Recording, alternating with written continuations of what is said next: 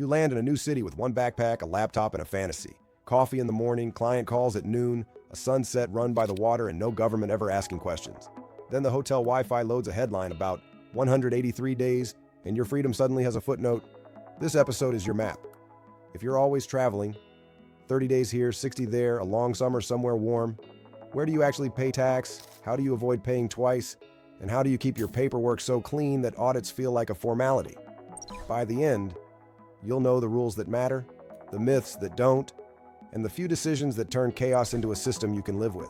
Start by breaking the spell of the magic number. People whisper that staying under 183 days in any country keeps you safe. It doesn't. Plenty of systems will still call you a tax resident without that number if your life points there. Your home, your family, your company's management, your usual base.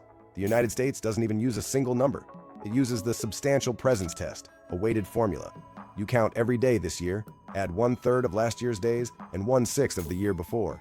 If that total hits 183, and you've been in the US at least 31 days this year, you're generally a resident, unless you fit a closer connection exception or win a treaty tiebreaker. The United Kingdom runs a decision tree, the statutory residence test, that blends automatic residence, automatic non-residence, and ties, like family, a home available to you, substantial work, and past presence. You can be resident with fewer than 183 days if your ties are strong enough. On the continent, countries such as Germany and Spain ask quieter questions. Do you maintain a dwelling you can use anytime? Where is your habitual abode? Where is your center of vital interests? If your partner and kids live in Barcelona, your board meetings happen in Madrid, and you keep a furnished flat there, just in case. The calendar won't save you. Sooner or later, two countries may both claim you as resident. That's where the treaty ladder matters. Modern tax treaties carry a tiebreaker that walks down a sequence. First, where is your permanent home?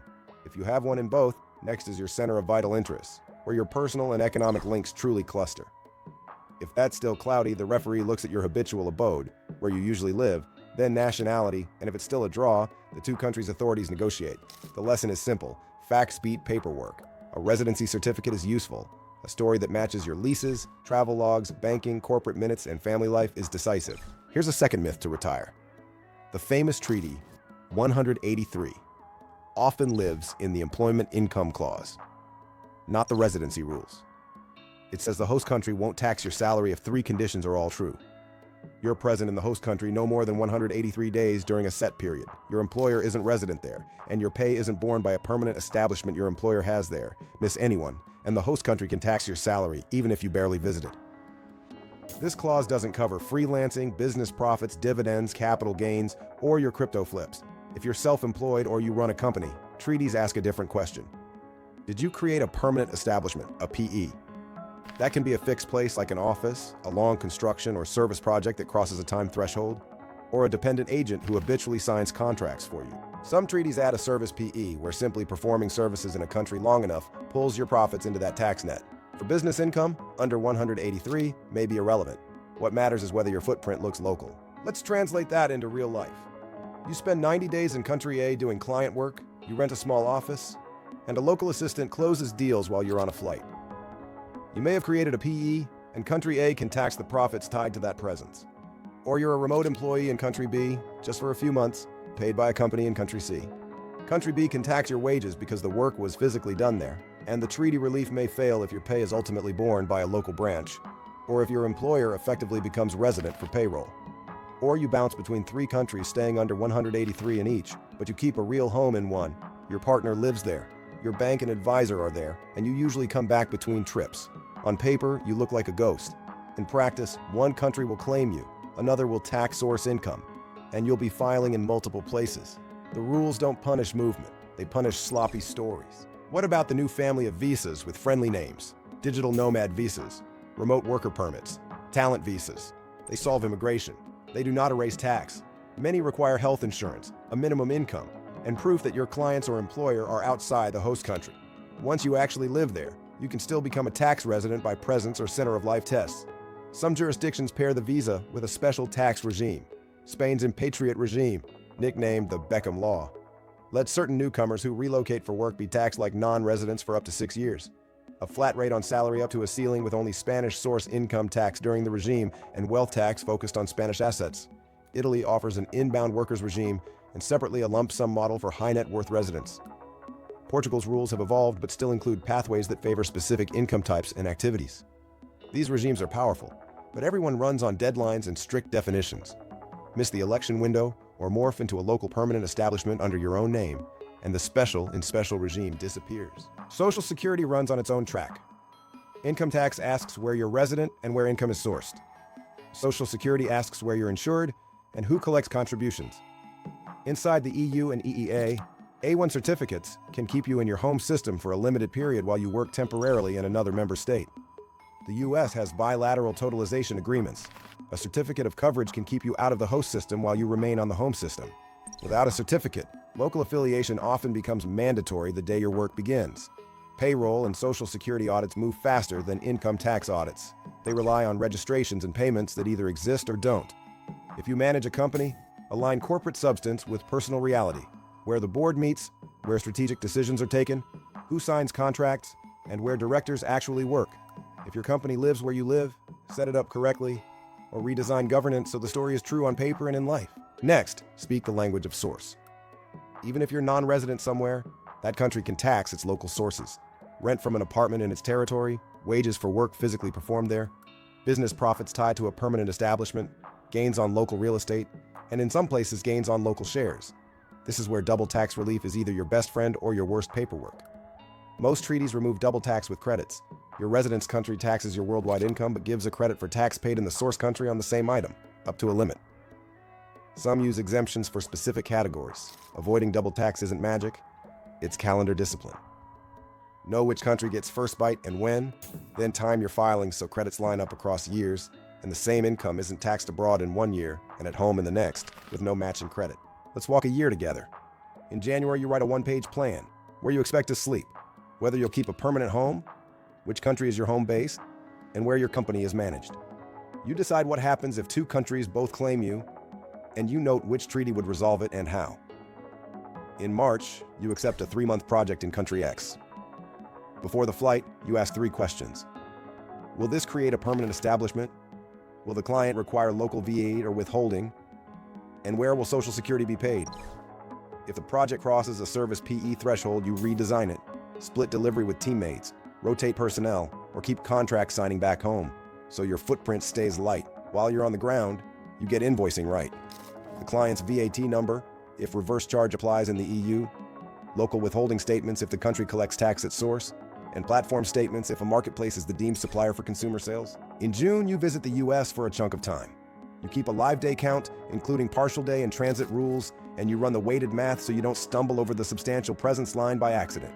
If you will cross it, you talk about the closer connection exception, the treaty tiebreaker, and what evidence those actually require. In September, you spend 6 weeks in the UK. You don't count to 183. You walk the statutory residence test. Do you have ties there? Did you work enough hours to meet the substantial work threshold? Did you have a place available? Did you have family there? If answers pile up, you dial the trip back or make the facts clean. No long-term accommodation, no UK management meetings for your company, no agent closing contracts on your behalf. Crypto adds its own rules. If you receive staking rewards or airdrops you can control, many systems treat those as ordinary income at the moment of receipt, measured at fair value with a fresh cost basis. Later, when you sell or swap, you compute a capital result against that basis. Miss the timestamp and price capture at the moment you gain control, and you're negotiating your audit with vibes. The fix is boring and beautiful. A wallet timeline, fair value snapshots, and a declared lot selection method you actually follow. If your year includes bridges, wraps, liquidity pools, mints, and burns, document the steps so the return matches a reality you can prove. Receipts are the backbone of a moving life. A bank statement proves money left or arrived. A receipt or invoice proves what happened. A purpose note explains why it was business.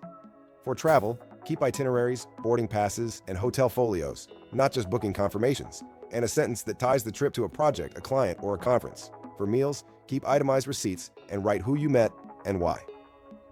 For contractors, keep agreements, statements of work, invoices, and, if you pay U.S. persons, W-9s. For non-U.S. persons, capture the right forms and any withholding statements that prove why you did or didn't withhold. Marketplaces and app stores are their own country. Download settlement reports that reconcile gross sales, fees, refunds, and net payouts, because that is the bridge an auditor will walk. You don't need a 10-app stack to stay sane. You need 1 folder per year, with subfolders for statements, sales, vendors, payroll and contractors, taxes, travel and meals, assets, and crypto. Name files like a librarian, date, vendor, amount, category, purpose. Capture the invoice at purchase and add the purpose line before context evaporates. Each month, do a 45-minute close. Gather statements and receipts, match inflows and outflows, move VAT or sales tax into a separate bucket, sweep a percentage of profit into a tax account you don't touch, and write a sentence about anything odd. This rhythm is the difference between a confident filing and a springtime panic. Should you use a tax advisor or do it yourself?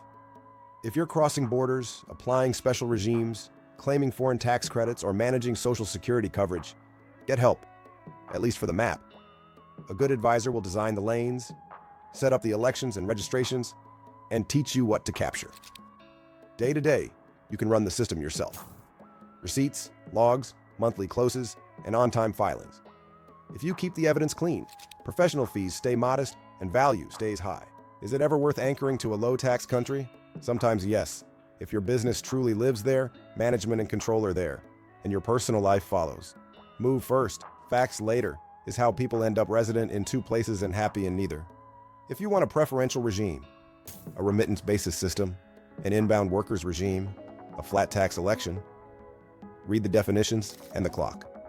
Most regimes reward you for choosing early and respecting the borders between personal life, employment, and business profits. None of them reward theater. Here's a 3-scene montage you can use immediately. Scene 1. Choose a base for the next 12 months. Maybe it's Lisbon.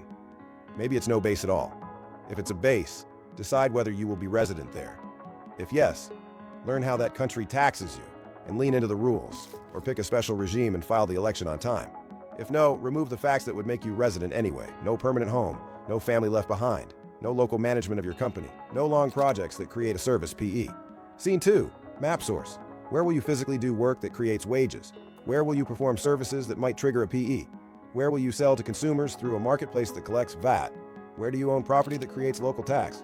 Write those items down with the return or registration each one requires and calendar the deadlines. Scene 3. Run the boring machine. Monthly closes, day counts where they matter, receipts captured at purchase, settlement reports downloaded, certificates of coverage filed and saved, and a quiet paragraph every quarter that says where you lived, where you worked, where the company is run, and whether any project crossed a time threshold that matters.